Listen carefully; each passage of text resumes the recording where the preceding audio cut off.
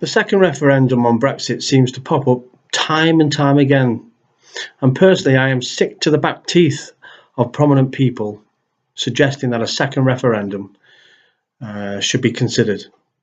No matter what your views on Brexit, whether you voted to stay in or leave, I will reveal to you why a second referendum is, well, it would be bad for the people of the UK, not just for Brexit, but for future generations. I'm Edwin Duggan, and this is Politics Without the Spin. I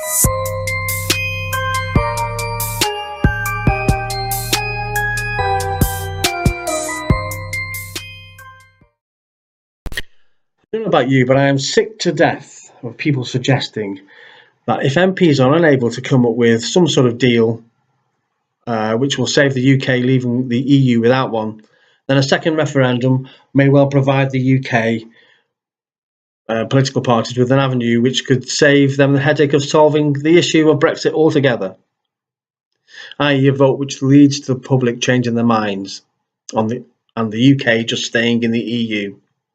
All that said, a second vote by the public could still lead to the same outcome as the first and still give the government, indeed Parliament, a massive headache. No matter which side of the argument you are on, whether you think that leaving the EU would be a complete catastrophe or staying in will be detrimental to the UK in the long term, no one should really encourage the notion of a second referendum for the following reasons. By having another people's vote on the matter, we will be slapping democracy right in the face. No, not just a slap. It's a southpaw right hook in the face. On top of that, we will be suggesting that those who voted in the first referendum to leave the EU are stupid morons. And on top of that, if Parliament endorse such a move, they would be admitting that they were absolute morons in thinking that the general public could make such a decision in the first place.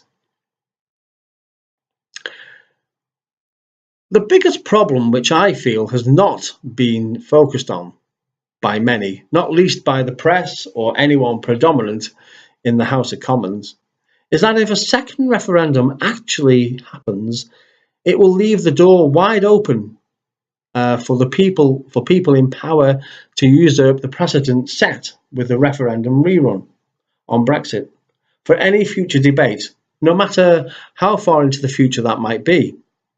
If taken to the public and the result is not to the liking of those in power at the time, they could just repeat the process time and time again until the result they wanted is the one that they wanted.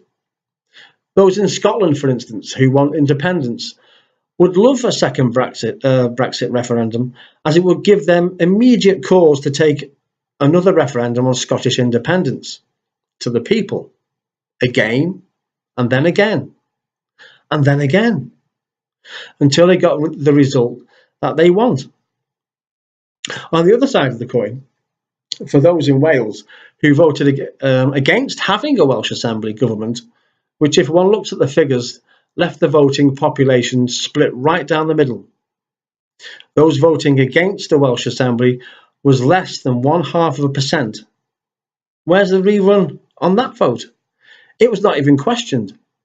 The Welsh Assembly is in Wales, representing the people of Wales and making decisions on many issues, which include the NHS, transport and finance, housing, for instance.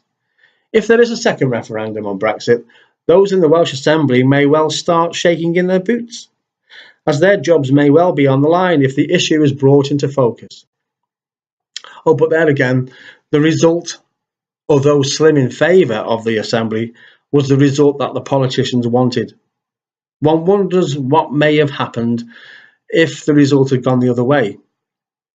It seems to me that by having a second referendum on Brexit, it does not give the power of destiny to the people of this great United Kingdom.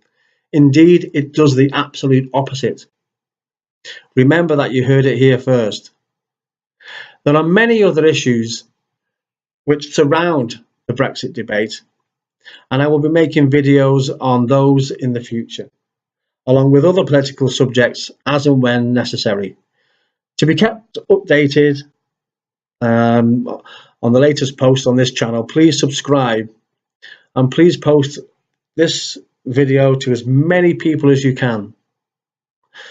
You've been watching Politics Without the Spin.